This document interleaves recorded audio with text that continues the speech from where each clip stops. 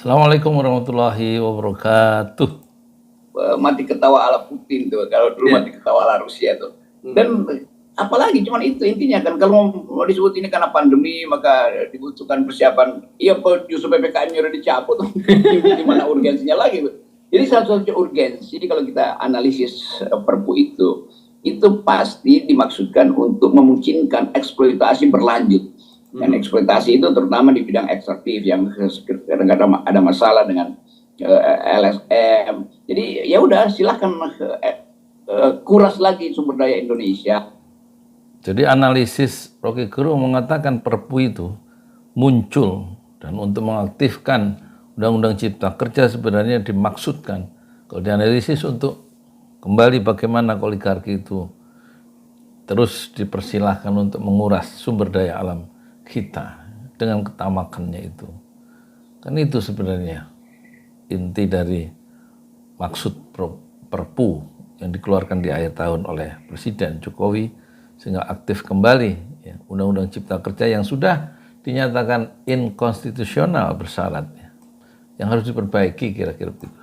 Ya, oleh oligarki dan silahkan hina lagi buruh, silahkan rendahkan lagi buruh, hak buruh kan yang terutama dirugikan adalah hak buruh di situ. Dan buruh itu bukan cuma pekerja kasar, tingkat manajer juga buruh karena dia bukan pemilih itu. Jadi harusnya ini ada semacam class action baru dan saya kira buruh akan menentang itu. Saya tahu bahwa saudara Jumhur Hidayat sebagai pemimpin buruh itu dari Jumhur Hidayat pernah ditahan ya, pernah dipenjara gara-gara protes terhadap demonstrasi terhadap Undang-Undang Cipta Kerja ya. Dia ditahan di Barreskrim bersama Gus Dur, Anton Permana, kemudian Rusli Buton siapa ya Pak? Kalau siapa itu saya namanya lupa. Terus Dr. Syahganda Nainggolan dan yang lainnya.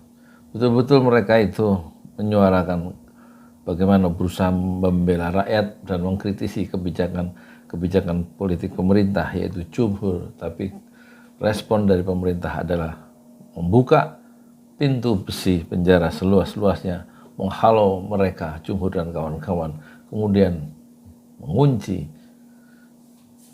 pintu penjara yang berdenting itu dari luar. Awal ingin agar pemerintah itu taat konstitusi lah, minimal jangan hina-hina buruh tuh. Ini udah dihina tetap. Presiden Jokowi di ujung tahun itu bikin kejutan. Soalnya ketika PPKM orang lagi ribut, lagi bergembira karena PPKM dihapus, maka diam-diam dibuatkan Perpu itu tuh. Ya. Di ujung pemerintahan, di ujung tahun ini PPKM dicabut, rakyat gembira tapi diam-diam kemudian pemerintah mengeluarkan Perpu yang kemudian membatalkan fatwa atau mengaktifkan kembali Undang-Undang Cipta Kerja yang seharusnya diperintahkan untuk diperbaiki oleh Mahkamah Konstitusi. Tapi kemudian langsung dibatalkan keputusan Mahkamah Konstitusi itu dengan meluncurkan Perpu dalam waktu yang bersamaan PPKM dicabut, sehingga daya-daya kritis masyarakat awam atau masyarakat umum yang tidak terlalu peduli pada Perpu karena terlanjur gembira dengan PPM yang dicabut. Tapi orang sekelas Rocky Gerung dan pengamat akademisi yang masih memiliki nurani dan berjiwa merdeka terus mempersoalkan kebijakan politik yang merugikan rakyat banyak.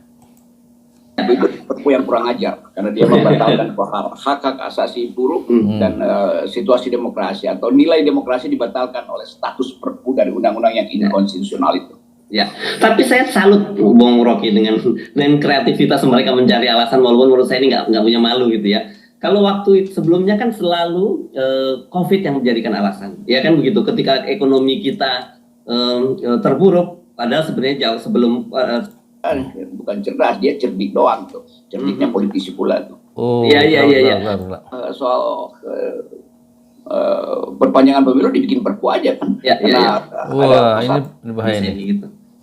Coba kita. Mata dunia akhirnya anggap bahwa Indonesia lagi-lagi nggak punya etika demokrasi itu, dan seluruh peralatan yang harusnya ditegakkan oleh Presiden Jokowi, itu dia bypass. Dan kita tahu bahwa di otak Jokowi dari awal dia ya silakan MK bikin apa, toh gua masih punya peralatan yang namanya Perpu tuh. Jadi Perpu itu jadi semacam andalan untuk menggebuk siapapun itu. Jadi Perpu itu menurut Rocky Gerung menjadi andalan untuk menggebuk siapapun itu maksudnya pengkritik pemerintah ya. Menggebuk ya, siapapun dengan Perpu itu.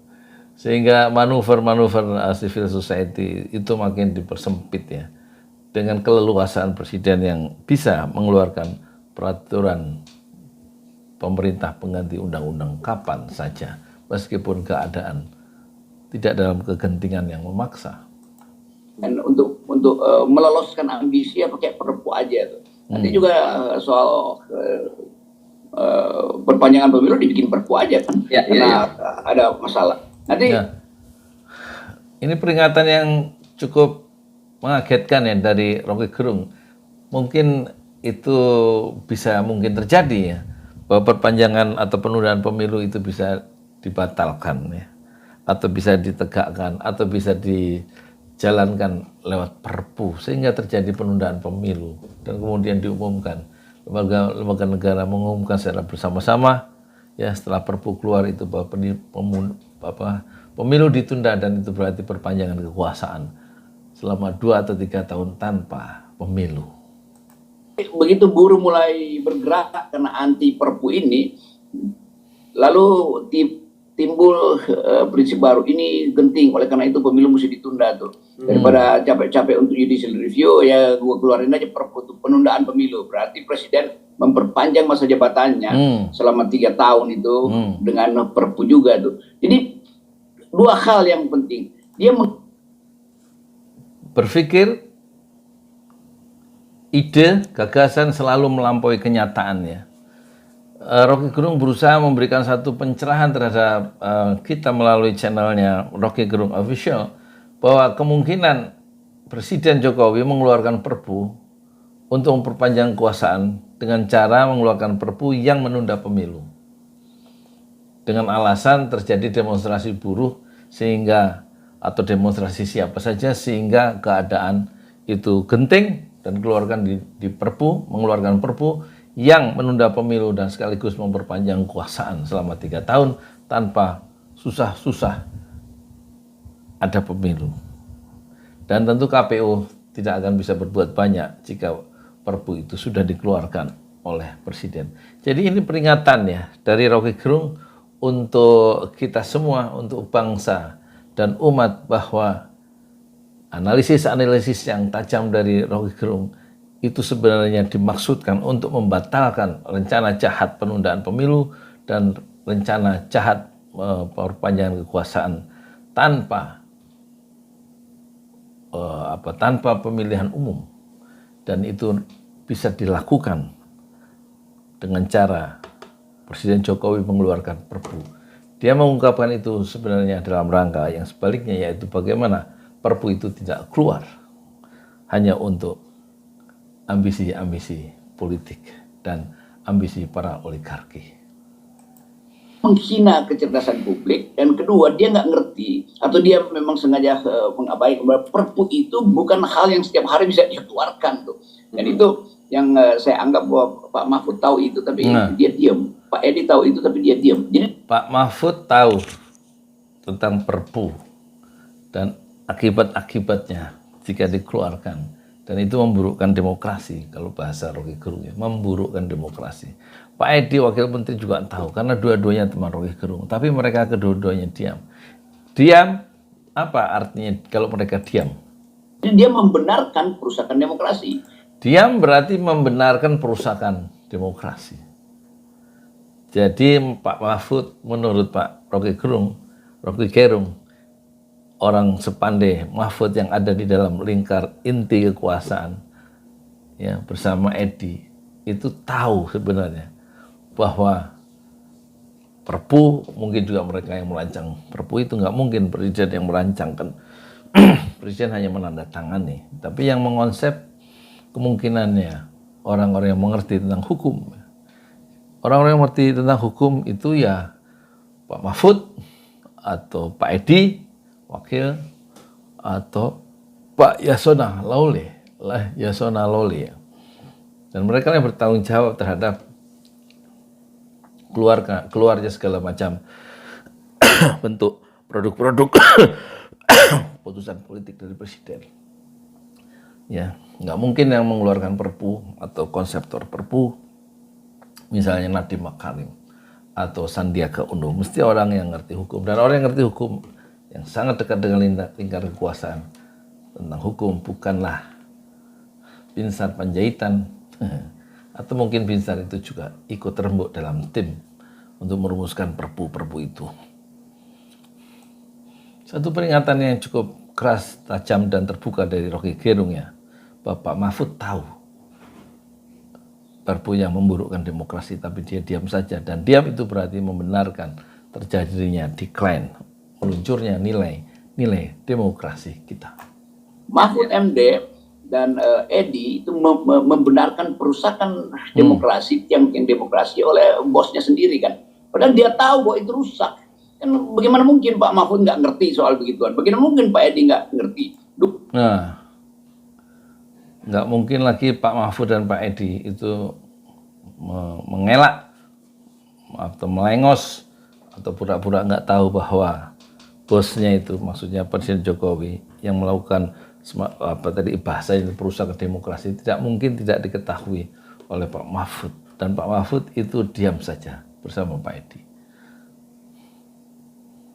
Tapi Rocky Gerung tidak menyebut-nyebut nama Yasona Lawli ya, Menteri Menkumham ya.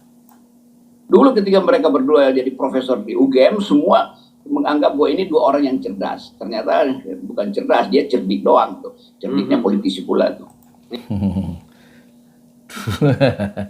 dia nggak mau terus terang ya Rocky Gerung bahwa Pak Mahfud waktu di UGM bersama Pak Edi adalah profesor yang cerdas, tapi ketika masuk istana, masuk diserap oleh kekuasaan, mereka ternyata bukan cerdas tapi cerdik doang, cerdik gaya politisi. Maksudnya apa? Cerdik gaya politisi. Semua pembaca, penonton tentu tahu ya, cerdiknya gaya politisi. Politisi jangan mudah dipercaya ya, sampai dia membuktikan keputusan-keputusannya itu sesuai dengan apa yang dia ucapkan di depan publik. Jadi jangan mudah percaya dengan janji-janji gombal dari politisi, siapapun dia.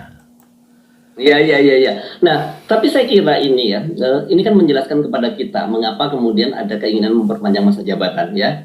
Karena apa? Karena ini kepentingan dari para oligarki yang saya kira selama ini mereka sudah banyak berkontribusi terhadap keterpilihan Pak Jokowi, dan sekarang dananya itu belum balik, atau belum balik ya, untungnya sih belum terlalu gede gitu. Jadi, nah itu bahasa yang sangat bagus ya, dan menggambarkan realitasnya sesungguhnya, bahwa Perpu ini keluar peraturan pemerintah atau keputusan-keputusan ini dilakukan oleh pemerintah, itu sebenarnya kan dimaksudkan untuk menguntungkan oligarki, karena oligarki merasa biaya yang dikeluarkan untuk mendukung kekuasaan itu belum cukup balik modalnya, atau bahasa Hersub Beno Arif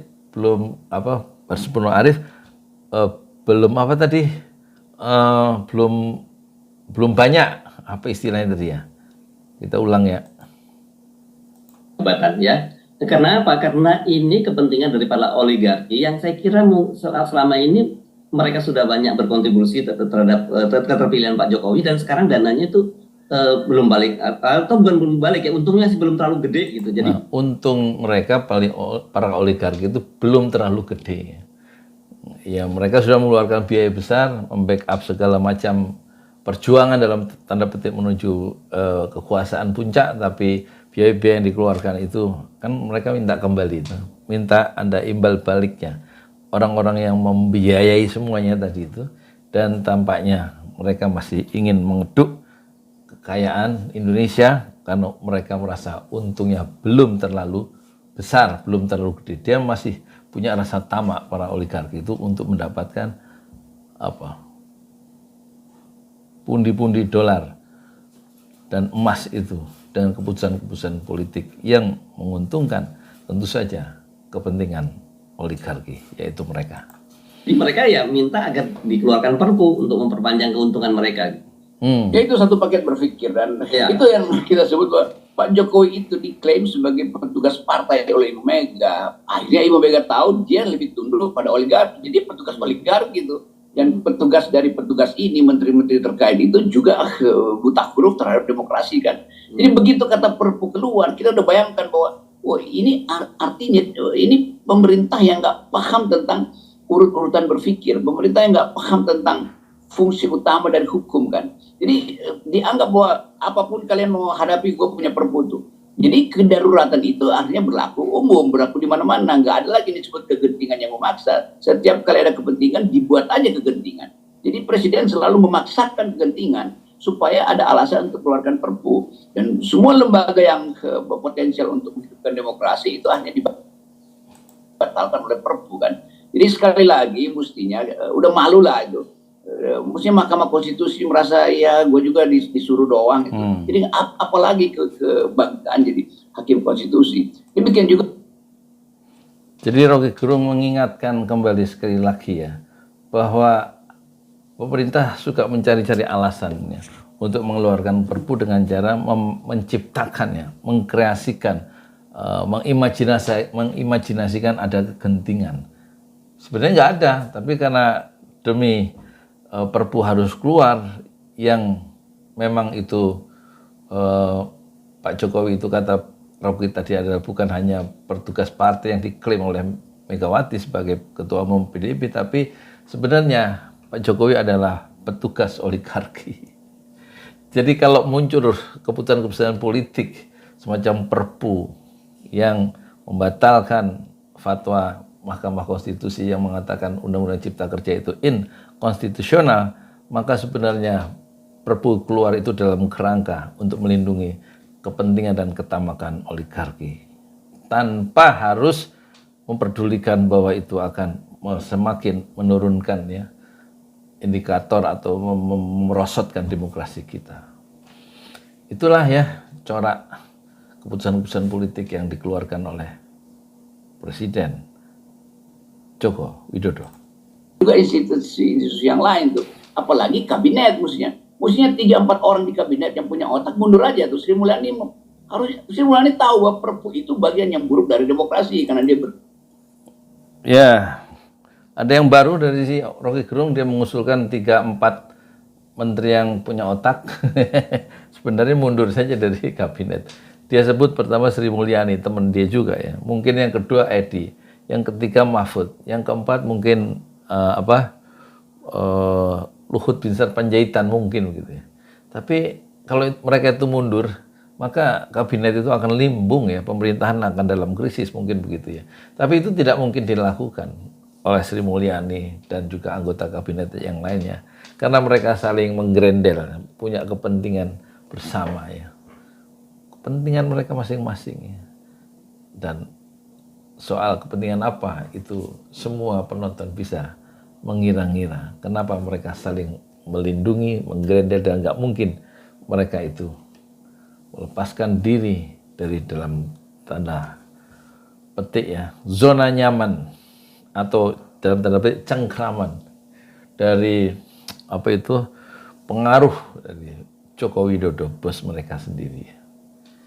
Satu analisis yang sangat menarik yang membuka wawasan kita, setidak-tidaknya membuka wawasan saya ya sebagai tukang donat yang sekarang udah 2 minggu jualan nasi padang ojo lali ya.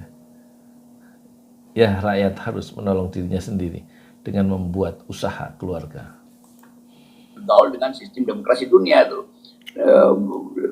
Beberapa menteri saya kira di situ paham soal itu tuh. Tetapi karena keinginan tadi untuk mendekat-dekatkan diri dengan presiden atau menghindari sprindik yang potensial dikeluarkan oleh presiden, maka semuanya jadi penjilat. Mereka tahu ya apa yang dilakukan oleh pemerintah itu membuat demokrasi kita memburuk, dan mereka semakin lama semakin mendekat-dekat dengan kekuasaan. Sebab kalau mereka menjauh, mereka juga punya potensi ya untuk dikeluarkan sprindik ya atau persoalan perhukum yang bisa diciptakan oleh presiden, kira-kira gitu. Karena mereka juga disandera oleh masalah-masalah mereka yang kita nggak tahu masalahnya apa, tapi presiden tahu setiap masalah, terutama Pak Luhut itu tahu masalah setiap orang yang di kabinet. Dengan memegang mereka orang bermasalah itu, mereka bisa diatur. Dan mungkin juga Pak Luhut punya masalah sendiri, sehingga Presiden juga punya kartu truf terhadap siapa? Luhut Binsar Panjaitan. Karena mereka saling menguji, saling menggrendel, akhirnya yang dirugikan menurut perspektif Rocky Gerung adalah rakyat atau civil society dan rakyat kebanyakan ya. Ya kita lihat ya perkembangan terakhirnya. Dan mereka akhirnya terpilihan orang-orang yang dekat dengan Pak Jokowi itu tidak ada pilihan lain, orang-orang pandai, orang-orang cerdas itu akhirnya menjilat kekuasaan. Tanpa Rocky Gerung itu menyebutkan siapa intelektual yang menjadi tukang ya, atau siapa yang melakukan pengkhianatan intelektual. Rocky Gerung tidak mau menyebutkan nama ya. Tapi semua orang bisa menyimpulkan siapa orang yang menjilat itu. Yang dulu kritis di luar kekuasaan, tapi ketika dia masuk ke kekuasaan maka dia menjadi corong, menjadi toa, pengeras suara dari kekuasaan dengan cara yang sophisticated ya. Jadi jilat-menjilat ini yang membuat kita jijik sebetulnya tuh. Dan Presiden nggak bisa kasih public address yang masuk akal tentang itu. Jilat-menjilat ini menurut Rocky Gerung membuat dia sendiri jijik ya, sebagai seorang cendekiawan atau seorang intelektual yang bebas ya, dan bisa menjaga maintenance distance, menjaga jarak dan kekuasaan. Dia merasa jijik terhadap beberapa kawan yang ada di dalam kabinet yang terpaksa melakukan usaha ya, merapat dan kemudian melakukan satu usaha pelacuran intelektual. Ya, saya menganggap bahwa Jokowi memang nggak paham fungsi Perpu tuh. Nah, orang-orang yang paham itu justru yang memburukkan demokrasi. Saya tuduh aja sekarang nama-nama itu tuh. Yang pertama adalah Mahfud MD, teman baik saya. Edi juga saya kenal baik tuh. Dua orang yang bertanggung jawab terhadap paradigma hukum, akhirnya membuat hukum itu jadi mainan Presiden doang. Dia menyebut dua nama temannya yang bertanggung jawab terhadap memburuknya demokrasi kita, yaitu Mahfud MD dan Edi, Wakil Menteri. Dua-duanya teman baik Rocky Gerung, dan dia menyebutkan secara terbuka di ruang publik dan bahwa mereka bertanggung jawab, mengerti tentang paradigma hukum. Sementara Presiden Jokowi tidak mengerti tentang paradigma hukum. Tapi karena mereka mengerti paradigma hukum, ya, hukum itu menjadi mainan dari Presiden. Tentu mainan untuk kepentingan yang lebih besar, yaitu menyelamatkan dan membuat kaum oligarki itu tersenyum dan tertawa, senang. Jadi ini kritik yang tajam ya dari Rocky Gerung yang tidak serpihan pikirannya begitu tajam, menyasar dua orang yang disebut yang bertanggung jawab terhadap memburuknya demokrasi yang dimulai dari istana, yaitu Mahfud MD dan Edi. Ya, mereka lah yang mengerti hukum, tapi mereka diam tentang bahaya dari Perpu yang akhirnya dimainkan oleh Presiden, bos mereka sendiri. Ya. Oke, tapi satu sisi clear ya, bahwa satu paket ya, perpanjangan masa. Kita lihat. Tetapi karena keinginan tadi untuk mendekat-dekatkan diri dengan Presiden atau menghindari sprindik yang potensial dikeluarkan oleh Presiden, maka semuanya jadi penjilat. Jadi jilat-menjilat ini yang membuat kita jijik sebetulnya tuh. Dan Presiden nggak bisa kasih public address yang masuk akal tentang itu. Ya, saya menganggap bahwa Jokowi memang nggak paham fungsi Perpu tuh. Nah, orang-orang yang paham itu justru yang memburukkan demokrasi. Saya tuduh aja sekarang nama-nama itu tuh. Yang pertama adalah Mahfud MD, teman baik saya. Edi juga saya kenal baik tuh. Dua orang yang bertanggung jawab terhadap paradigma hukum, akhirnya membuat hukum itu jadi mainan Presiden doang. Ya. Satu kritik yang tajam membentur tiang istana di Medan Merdeka Utara. Saya Yudi Pramuko, tukang donat dari para YouTuber, tertua di semesta fasbir sober jamila. Bersabarlah dengan kesabaran yang indah. Assalamualaikum warahmatullahi wabarakatuh.